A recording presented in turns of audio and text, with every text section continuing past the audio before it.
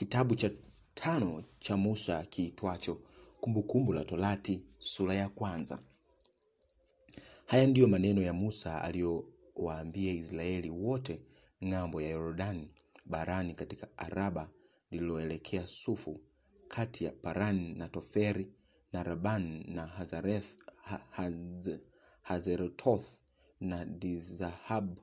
Ni mwendo wa siku 11 kutoka Horebu kwa njia ya mlima wa Seili mpaka Kadesh Barnea. Ikawa mwaka wa 40 mwezi wa 11 siku ya kwanza ya mwezi, Musa akawaambia wana wa Israeli kama yote aliopewa na Bwana ya kuwaamuru. Alipokwisha kumpiga Sihoni mfalme wa Waamori aliyekuwa akikaa Heshbon, na Ogu mfalme wa Bashan aliyekuwa akikaa Heshbon, na Ogu mfalme wa Bashan aliyekuwa akikaa Ashtaroth iliyo katika Edrei, ni ng'ambo ya Yordani katika nchi ya Moabu. Alipoanza Musa kufunua Torati hii akisema, Bwana Mungu wetu alituambia huko Horebu akasema, mlivyokaa katika mlima huu vyatosha, geukeni mshike safari yenu mwende nchi ya milima ya Waamori na mahali pote palipo karibu ya hapo katika hiyo Araba na nchi ya vilima na huko Shefera na Negebu na pwani nchi ya Wakanaani na Lebanon mpaka mto huo mkubwa, mto wa Frati. Angalieni, nimewawekea nchi mbele yenu, ingieni mkaimiliki nchi Bwana aliyowaapia baba zenu Ibrahimu na Isaka na Yakobo kwamba atawapa na uzao wao baada yao. Nami wakati ule niliwaambia nikasema, siwezi mimi mwenyewe kuwachukua peke yangu. Bwana Mungu wenu amewafanya kuwa wengi, nanyi angalieni mmekuwa leo mfano wa nyota za mbinguni kwa wingi. Bwana Mungu wa baba zenu na awafanye kuwa wengi mara 1000 kuliko mlivyo, na kuwabarikia kama alivyoahidi. Nitachukuaje peke yangu mimi mwenyewe udhia wenu na mzigo wenu na mateto yenu? Jitwalieni watu wenye akili na fahamu, watu wanaojulikana kwa kadiri ya kabila zenu, nami nitawafanya wawe vichwa juu yenu. Nanyi mkanijibu mkaniambia, jambo ulilolinena ni jema la kufanya. Basi nikatwaa vichwa vya kabila zenu wenye akili waliojulikana, nikawafanya wawe vichwa juu yenu, maakida ya 1000 na maakida ya 100 na maakida ya 50 na maakida ya 10 na wenye amri kwa kadiri ya kabila zenu. Nikawaagiza wakati ule waamuzi wenu, nikawaambia, sikilizeni ninyi maneno kati ya ndugu zenu, mkaamue kwa haki kati ya mtu na nduguye na mgeni aliye pamoja naye. Msitazame nafsi za watu katika hukumu, mwasikize wadogo na wakubwa sawasawa. Msiche uso wa mtu awaye yote, kwa kuwa hukumu ni ya Mungu, na lile neno liwashindalo mniletee mimi, nami nitalisikiza. Nikawaamuru wakati huo mambo yote yaliyowapasa ninyi kuyafanya. Tukasafiri kutoka Horebu, tukapita katikati ya jangwa lile kubwa la kutisha, mliloliona njia ile ya kuiendea nchi ya vilima vya Waamori, kama Bwana Mungu wenu alivyotuamuru. Tukafika Kadesh Barnea, nami nikawaambia, mmefika nchi ya vilima vya Waamori anayotupa sisi Bwana Mungu wetu. Tazama, Bwana Mungu wako ameiweka nchi mbele yako. Haya, panda itamaraki kama Bwana Mungu wa baba zako alivyokuambia. Usiogope wala usifadhaike. Ninyi mkanikaribia kila mmoja wenu mkasema, na tupeleke watu mbele yetu ili watupelelezee nchi na kutuletea habari za njia itupasayo kuipandia na za miji tutakayoifikia. Neno hili likanipendeza sana. Nikatoa watu 12, mtu mmoja wa kila kabila, nao wakageuka wakapanda mlimani, wakafika bonde la Eshkori, wakalipeleleza, wakatoa baadhi ya matunda ya nchi ile mikononi mwao, wakatuletea huku chini, wakatuletea habari tena, wakasema, nchi hii anayotupa Bwana Mungu wetu ni nchi njema, lakini hamkukubali kukwea huko, mlihalifu neno la Bwana Mungu wenu, mkanung'unika hemani mwenu, mkasema, ni kwa sababu Mungu ametuchukia ndipo akatutoa katika nchi ya Misri, apate kututia katika mikono ya Waamori ili kutuangamiza. Twakwea kwenda wapi? Ndugu zetu wameiyeyusha mioyo yetu, wakituambia, wale watu ni wengi, ni warefu kuliko sisi, miji nayo ni mikubwa, imejengwa kuta hata mbinguni. Ni zaidi ya hayo huko tumewaona, na zaidi ya hayo huko tumewaona Waanaki. Ndipo nikawaambieni, msifanye hofu wala msiwache Bwana Mungu wenu anayetangulia mbele yenu, ndiye atakayewapigania kwa mfano wa yote aliyowafanyia huko Misri mbele ya macho yenu, na huko jangwani ulipoona alivyokuchukua Bwana Mungu wako kama mtu amchukuavyo mwanawe, njia yote mlioiendea hata mkafikiria mahali hapa. Lakini katika jambo hili hamkumwamini Bwana Mungu wenu aliyewatangulia njiani usiku kwa moto kuwaonyesha njia mtakayoiendea, na mchana kwa hilo wingu, ili apate kuwatafutia mahali pa kusimamisha hema zenu. Bwana akaisikia sauti ya maneno yenu, akaghadhibika, akaapa akasema, hakika yangu hapana mmoja miongoni mwa watu hawa wa kizazi hiki kibaya atakayeiona nchi hiyo nzuri niliyowaapia baba zenu kuwapa, isipokuwa Kalebu mwana wa Yefune. Huyo ataiona, nami nitampa yeye na watoto wake nchi hiyo aliyoikanyaga, kwa kuwa amemfuata Bwana kwa kila neno. Na Bwana alinikasirikia mimi kwa ajili yenu, akasema, wala wewe hutaingia humo. Yoshua mwana wa Nuni asimamaye mbele yako ndiye atakayeingia. Mtie moyo, kwa kuwa yeye atawaridhisha Israeli. Tena wadogo wenu mliosema watakuwa mateka, na wana wenu wasiokuwa leo na maarifa ya mabaya wala mema, ndio watakaoingia, nao ndio nitakaowapa, nao wataimiliki. Na ninyi basi geukeni, mshike safari yenu, mwende jangwani kwa njia ya bahari ya Shamu. Ndipo mkanijibu mkaniambia, sisi tumefanya dhambi juu ya Bwana, tutakwea kupigana kwa mfano wa yote tulioamriwa na Bwana. Mkajifunga kila mtu silaha zake za vita, mkafanya wepesi kukwea mlimani. Bwana akaniambia, uwaambie, msiende wala msipigane, kwani mimi si kati yenu, msije mkapigwa mbele ya adui zenu. Basi niliwaambia, msinisikize, bali mliasi amri ya Bwana, mkajikinai na kukwea mlimani.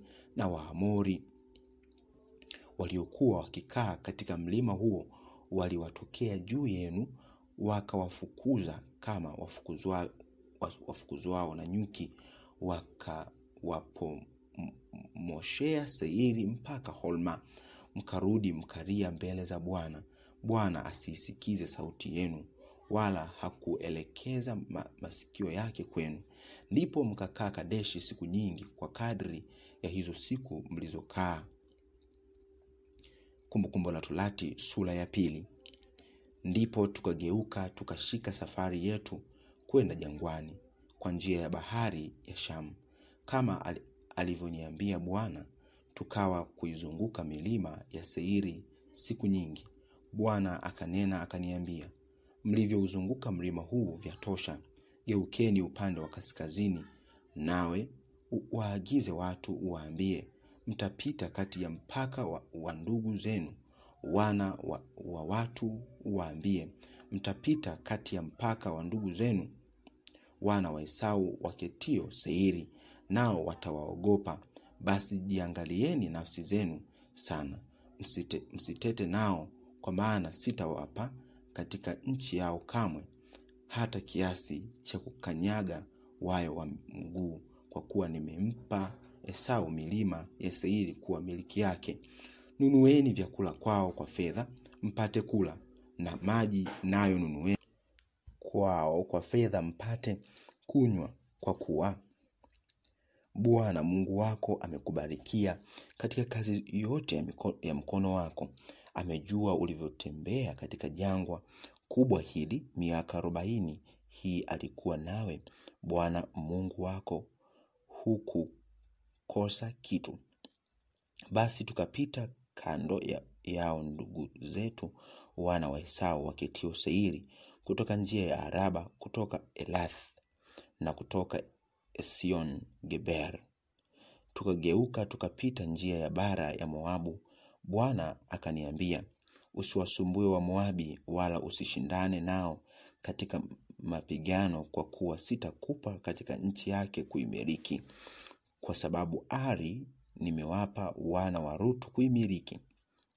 Walioketi humo hapo kale ni Waemi, nao ni watu wakubwa wengi warefu mfano wa Waanaki, na hawa nao wadhaniwa kuwa majitu kama Waanaki, lakini wa Moabi huwaita Waemi. Na Wahori nao walikuwa wakikaa Seiri hapo kale, lakini wana wa Esau waliwafuata wakawaangamiza mbele yao, wakakaa badala yao kama alivyofanya Esau nchi ya miliki yake aliyopewa na Bwana. Sasa basi ondokeni mkakivuke kijito cha Zeredi, nasi tukakivuka kile kijito cha Zeredi. Na siku zilizokuwa tukiziendea kutoka Kadesh Barnea hata tulipovuka kijito cha Zeredi zilikuwa ni miaka 38. Maana hata walipokwisha kuangamizwa watu wa vita kutoka kati ya marago, kizazi chao chote kama walivyoapiwa na Bwana. Tena mkono wa Bwana ulikuwa juu yao ili kuangamiza, kuwatoa kati ya marago hata walipokoma.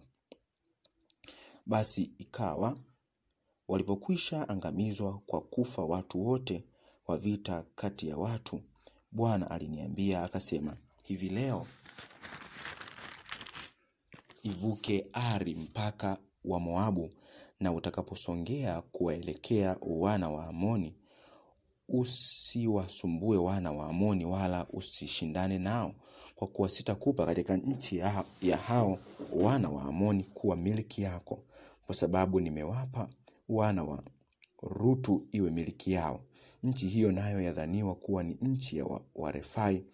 Hapo kale Warefai walikaa humo, lakini Waamoni huwaita Wazamzumi, nao ni watu wengi wakubwa warefu kama Waanaki. Lakini Bwana aliwaangamiza mbele yao, wakawafuata wakakaa badala yao, kama vile alivyowafanyia wana wa Esau waliokaa Seiri alipowaangamiza Wahori mbele yao, wakawafuata wakakaa badala yao hata hivi leo. Na Waavi waliokuwa wakikaa katika vijiji mpaka Gaza waliangamizwa, na Wakaftori waliotoka Kaftori na hawa wakakaa badala yao. Ondokeni mshike safari yenu mvuke bonde la Arnoni. Tazama, nimemtia Sihoni Mwamori mfalme wa Heshboni mkononi mwako, na nchi yake anzeni kuimiliki. Msishindane naye katika mapigano. Hivi leo nitaanza mimi kutia utisho wako na kuhofiwa kwako juu ya watu walio chini ya mbingu, kila mahali watakaposikia uvumi wako na kutetemeka na kuingiwa na uchungu kwa sababu yako. Nikatuma wajumbe kutoka bara ya Kademoth kwenda kwa Sihoni mfalme wa Heshbon na maneno ya amani kusema, nipishe katikati ya nchi yako, nitakwenda kwa njia ya barabara, sitageuka kwenda mkono wa kuume wala wa kushoto. Nawe uniuzie chakula kwa fedha nile, unipe na maji kwa fedha ninywe, ila unipishe katikati kwa miguu yangu.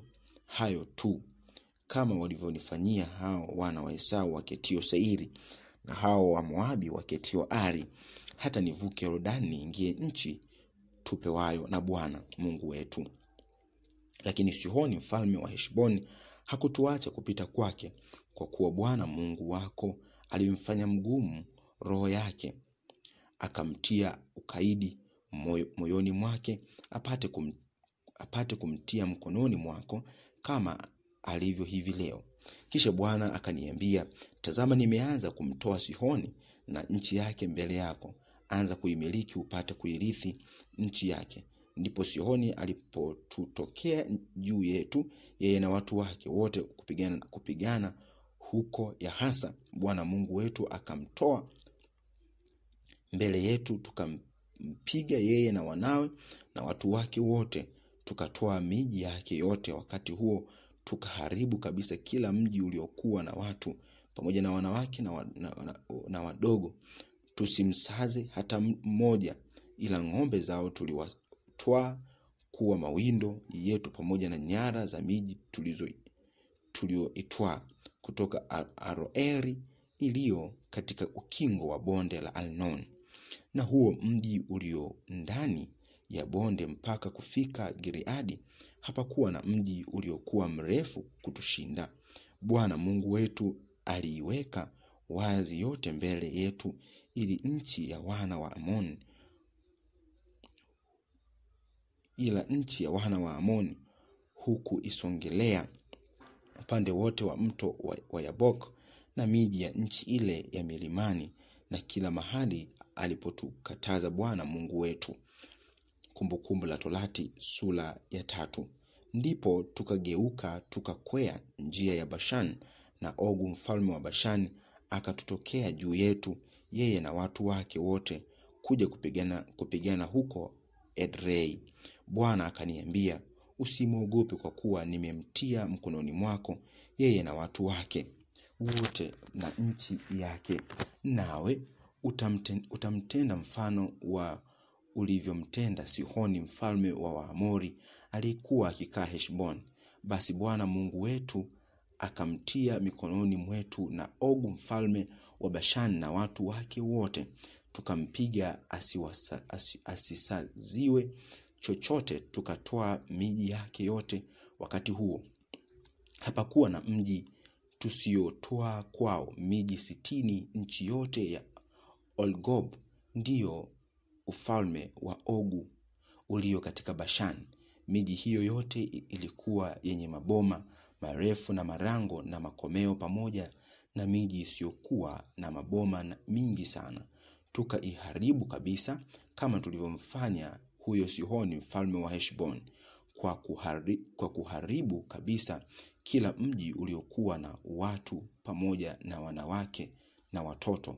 Lakini wanyama wote wa mji na nyara za mji tulitwaa kuwa mawindo yetu, tukaitwaa na nchi wakati huo katika mikono ya hao wafalme wawili wa Waamori waliokuwa ng'ambo ya Yordani, tokea bonde la Arnoni mpaka kilima cha Helmon. Na hiyo Helmoni wa Sidoni huita Silion, na Waamori huita Seniri. Miji yote ya nchi tambarare na Gileadi yote na Bashani yote mpaka Sareka na Edrei, nayo ni miji ya ufalme wa Ogu katika Bashani, kwani aliyesalia katika mabaki ya Warefai ni Ogu pekee mfalme wa Bashani. Tazama, kitanda chake kilikuwa kitanda cha chuma. Kitanda hicho, je, hakiko Raba kwa wana wa Amon? Urefu wake ulikuwa ni mikono 9 na upana wake mikono 4, kwa mfano wa mkono wa mtu. Na nchi hiyo tuliitoa ikawa miliki yetu wakati huo tokea Aroeli iliyo kwenye bonde la Arnon, na nusu ya nchi ya milima ya Gilead, na miji iliyokuwamo niliwapa wa Reuben na Wagadi, na nchi ya Gilead iliyobaki na Bashan yote, maana huo ufalme wa Ogu niliwapa nusu ya kabila ya Manase, nchi yote ya Algob, nayo ndiyo Bashani yote. Na nchi hii yaitwa nchi ya Warefai. Yairi mwana wa Manase alitwaa nchi yote ya Algob hata mpaka wa Geshur na wa Maaka, akaziita nchi hizo Yair kwa jina lake mwenyewe. Hata hivi leo, maana hizo nchi za Bashan na Makiri nilimpa Gileadi, na Wareubeni na Wagadi niliwapa tokea Gileadi mpaka bonde la Arnon, katikati ya bonde na mpaka wake mpaka mto wa Yabok, nao ni mpaka wa wana wa Amon, na nchi ya Araba nayo na mto wa Yordan na mpaka wake tokea Kinereth mpaka bahari ya hiyo Araba, nayo ni bahari ya chumvi chini ya matelemko ya Pisga upande wa mashariki. Nikawaamuru wakati huo, nikawaambia, Bwana Mungu wenu amewapa ninyi nchi hii muimiliki, basi vukeni ng'ambo wenye silaha mbele ya ndugu zenu wana wa Israeli nyote mlio mashujaa. Lakini wake wenu na watoto wenu na wanyama wenu wa mji, na wajua kwamba mna wanyama wengi, na wakae katika miji yenu niliyowapa, hata Bwana awapumzishe ndugu zenu kama ninyi nao pia waimiliki nchi wapewayo na Bwana Mungu wenu ng'ambo ya Yordani. Ndipo mtakaporudi kila mmoja aende katika milki yake niliyowapa. Nikamwamuru Yoshua wakati huo, nikamwambia, macho yako yameona yote aliyowatenda Bwana Mungu wenu wale wafalme wawili, navyo ndivyo atakavyoutenda Bwana kila ufalme huko uvukiako. Msiwache, kwa kuwa Bwana Mungu wenu ndiye awapiganiaye. Nikamnyenyekea Bwana wakati huo, nikamwambia, Bwana Mungu, umeanza kumuonyesha mtumishi wako ukubwa wako na mkono wako wa nguvu, kwani kuna Mungu gani mbinguni au duniani awezaye kufanya mfano wa kazi zako na mfano wa matendo yako yenye nguvu? Nami na kuomba nivuke nikaione hiyo nchi nzuri iliyoko ng'ambo ya Jordan, mlima ule mzuri na Lebanon. Lakini Bwana alikuwa amenikasirikia kwa ajili yenu, asinisikize. Bwana akaniambia, na ikutoshe, usinene nami zaidi jambo hili. Kwea katika kilele cha Pisga, ukainue macho yako upande wa magharibi na kaskazini na kusini na mashariki, ukatazame kwa macho yako, kwa maana huvuki mto huu wa Yordani. Lakini muagizo Yoshua, umtie moyo mkuu, umtie na nguvu, kwani ndiye atakayevuka mbele ya watu hawa, na nchi utakayoiona atawarithisha yeye. Basi tukakaa katika bonde lililoelekea Beth Peor. Na sasa, Israeli, zisikilizeni amri na hukumu niwafundishazo, ili mzitende, mpate kuishi na kuingia na kuimiliki nchi awapayo Bwana Mungu wa baba zenu. Msiliongeze neno niwaamurulo, wala msilipunguze, mpate kuzishika amri za Bwana Mungu wenu niwaamuruzo. Macho yenu yameona aliyoyatenda Bwana kwa sababu ya Baal Peor, maana wote waliomfuata Baal Peor Bwana Mungu wako amewaangamiza kutoka kati yako, bali ninyi mlioambatana na Bwana Mungu wenu mnaishi kila mmoja wenu hata leo. Angalieni, nimewafundisha amri na hukumu vile vile kama Bwana Mungu wangu alivyoniamuru, ili mzitende katika nchi mwingiayo ili kuimiliki. Zishikeni basi mkazitende, maana hii ndiyo hekima yenu na akili zenu machoni pa mataifa watakaozisikia amri hizi zote, nao watasema, hakika taifa hili kubwa ni watu wenye hekima na akili. Kwa maana liko taifa gani kubwa lililo na Mungu aliye karibu nao kama Bwana Mungu wetu alivyo kila tumuitapo? Tena liko taifa gani kubwa lililo na amri na hukumu zenye haki kama Torati hii yote niliyoiweka mbele yenu leo? Lakini jihadhari nafsi yako, ukailinde roho yako kwa bidii, usije ukayasahau mambo yale uliyoyaona kwa macho yako, yakaondoka moyoni mwako siku zote za maisha yako. bali wajulishe watoto wako na watoto wa watoto wako siku ile uliosimama mbele za Bwana wako huko Horebu, Bwana aliponiambia, nikusanyieni watu hawa, nami nitawasikizisha maneno yangu, ili wajifunze kunicha mimi siku zote watakazoishi duniani, wapate na kuwafundisha watoto wao. Mkakaribia, mkasimama chini ya ule mlima ukawaka moto mpaka kati ya mbinguni kwa giza na mawingu na giza kuu. Bwana akasema nanyi kutoka kati ya moto, mkasikia sauti ya maneno, lakini hamkuona umbo lolote, sauti tu. Akawahubiri agano lake alilowaamuru kulitenda, yaani zile amri 10, akaziandika juu ya mbao 2 za mawe. Bwana akaniamuru wakati ule niwafundishe maagizo na hukumu mpate kuzitenda katika nchi ile mtakayoivukia ili kuimiliki.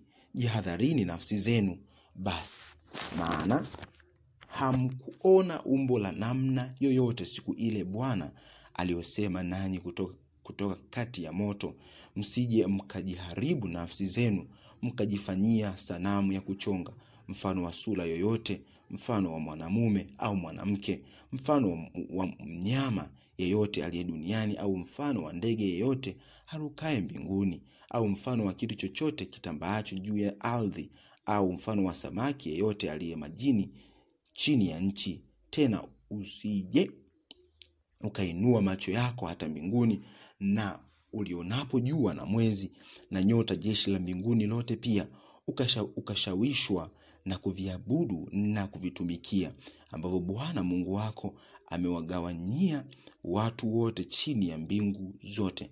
Bali Bwana amewatoa ninyi na kuwatoa katika tanuu ya chuma katika Misri, mpate kuwa watu wa urithi wake kama mlivyo leo hivi. Tena Bwana alinikasirikia kwa ajili yenu, akaapa ya kwamba sitavuka Yordani, na ya kwamba sitaingia nchi ile njema awapayo Bwana Mungu wenu iwe urithi. Lakini mimi sitakufa katika nchi hii, sina ruhusa kuvuka. Lakini mimi nitakufa katika nchi hii, sina ruhusa kuvuka Yordani, bali ninyi mtavuka na kuimiliki nchi ile njema. Jihadharini nafsi zenu, msije mkalisahau agano la Bwana Mungu wenu alilolifanya nanyi, mkajifanyia sanamu ya kuchonga, mfano wa umbo la kitu chochote ulichokatazwa na Bwana Mungu wenu. Kwa kuwa Bwana Mungu wenu ni moto urao, Mungu mwenye wivu. Utakapozaa wana na wana wa wana na wana wa wana, mkisha kuwa katika nchi siku nyingi, mkajiharibu na kufanya hukumu ya kuchonga kwa umbo la kitu chochote, mkafanya ambavyo ni maovu machoni pa Bwana Mungu wako, na kumtia hasira,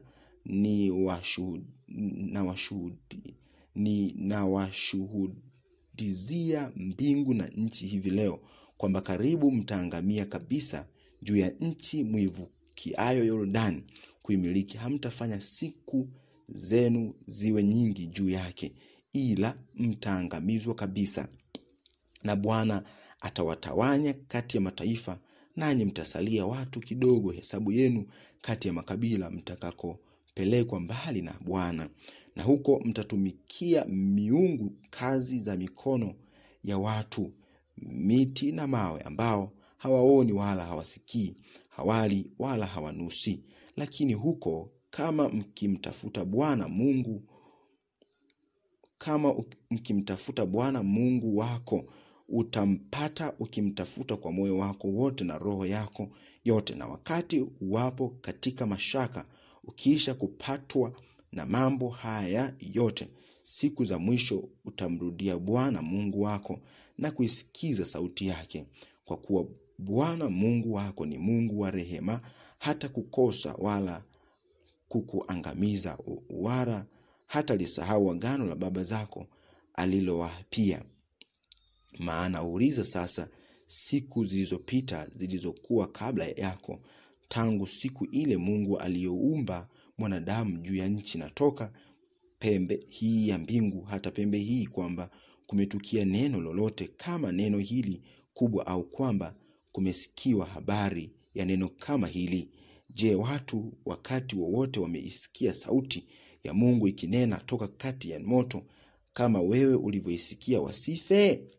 Au Mungu amekwenda wakati gani akajitwalia taifa toka kati ya taifa lingine kwa majaribu na kwa ishara na kwa maajabu na kwa vita na kwa mkono hodari na kwa mkono ulionyoshwa na maogofya makuu, kama vile Bwana Mungu wenu alivyowatendea ninyi katika Misri mbele ya macho yenu? Wewe umeonyeshwa haya ili upate kujua ya kuwa Bwana ndiye Mungu, hapana mwingine ila yeye. Kutoka mbinguni amekusikizisha sauti yake ili akufundishe, na juu ya nchi alikuonyesha moto wake mkuu. Ukasikia maneno yake toka kati ya moto. Na kwa sababu aliwapenda baba zenu, kwa sababu hiyo aliwachagua wazao wao baada yao, akatutoa katika Misri kwa kuwako pamoja nawe kwa uweza wake mwingi, ili kufukuza mbele yako mataifa walio wakubwa wenye nguvu kukupita wewe, ili kukuingiza na kukupa nchi yao iwe urithi kama ilivyo leo. Kwa hiyo ujue leo hivi, ukaweke moyoni mwako ya kuwa Bwana ndiye Mungu katika mbingu juu na katika nchi chini, hapana mwingine.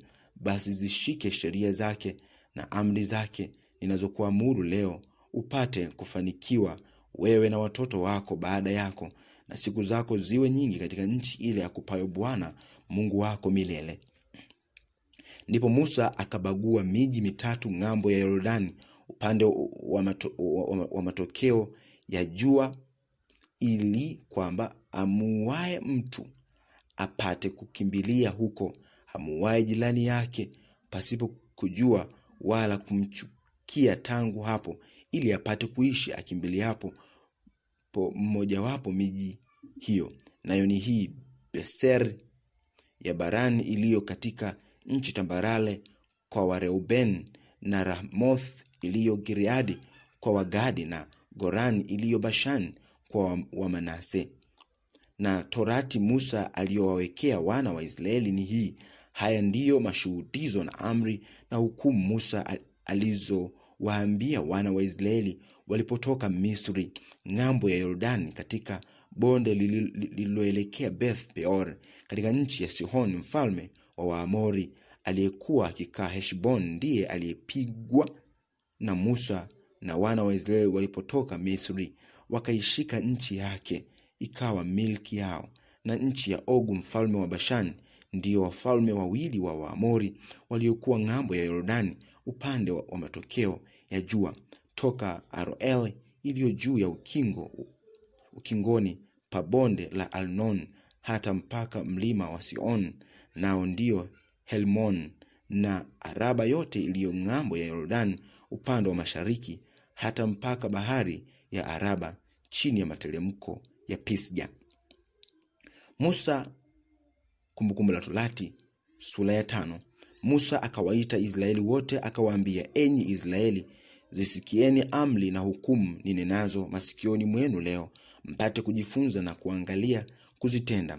Bwana Mungu wetu alifanya agano nasi katika Horebu. Bwana hakufanya agano hili na baba zetu, bali na sisi, yani sisi sote tuliopo hapa tu hai. Bwana alisema nanyi uso kwa uso mlimani toka kati ya moto, nami wakati ule nalisimama kati ya Bwana na ninyi, ili kuwaonyesha neno la Bwana, maana mliogopa kwa sababu ya ule moto, wala hamkupanda mlimani.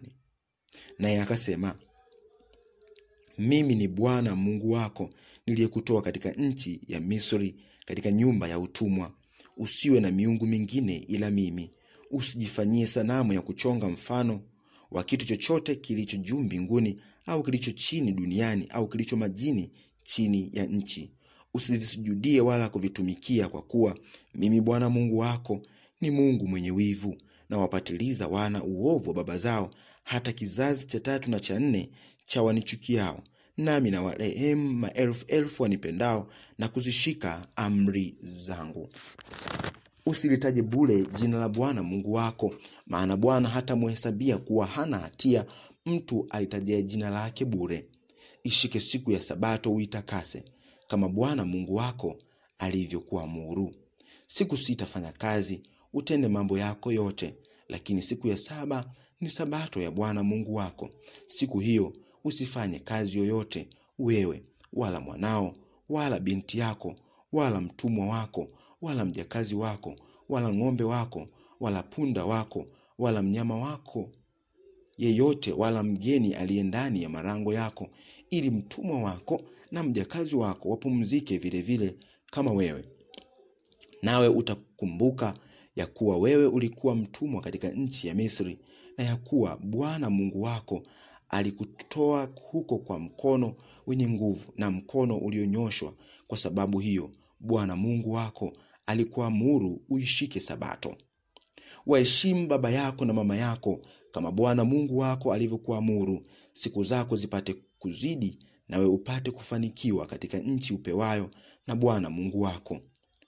Usiue, wala usizini, wala usiibe, wala usimshuhudie jirani yako uongo, wala usimtamani mke wa jirani yako, wala usiitamani nyumba ya jirani yako, wala shamba lake, wala mtumwa wake, wala mjakazi wake, wala ng'ombe wake, wala punda wake, wala kitu chochote alicho nacho jirani yako.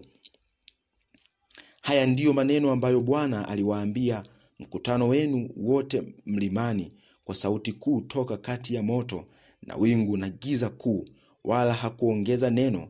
Akayaandika juu ya mbao 2 za mawe, akanipa. Ikawa mlipoisikia sauti ile toka kati ya giza, na wakati huo huo mlima ule ulikuwa ukiwaka moto, basi mlinikaribia, naam, wakuu wote wa kabila zenu na wazee wenu, mkasema, tazama, Bwana Mungu wetu ametuonyesha utukufu wake na ukuu wake, nasi tutasikia sauti yake toka kati ya moto.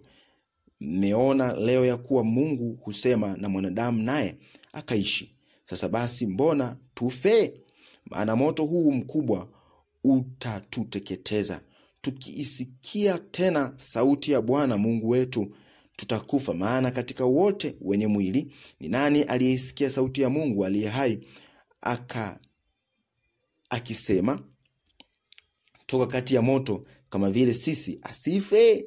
Enenda karibu wewe ukasikie yote atakayoyasema Bwana Mungu wetu, ukatuambie yote atakayokuambia Bwana Mungu wetu, nasi tutayasikia na kuyatenda. Naye Bwana akasikia sauti ya maneno yenu mlioniambia. Bwana akaniambia, nimesikia sauti ya maneno ya watu hawa waliokuambia. Wamesema vema yote walioyasema. Laiti wangekuwa na moyo kama huu ndani yao siku zote, na kunicha na kushika amri zangu zote siku zote, wapate kufanikiwa wao na watoto wao milele. Nenda uwaambie, rudini hemani mwenu. Lakini wewe simama hapa karibu nami, nami nitanena nawe sheria zote na amri na hukumu utakazo wafunza, wapate kuzifanya katika nchi ni wapayo kuimiliki. Tunzeni basi mtende kama mlivyoamriwa na Bwana Mungu wenu, msikengeuke kwa mkono wa kuume wala wa kushoto. Enendeni njia yote aliyowaagiza Bwana Mungu wenu, mpate kuwa hai na kufanikiwa, mkafanye siku zenu kuwa nyingi katika nchi mtakayoimiliki.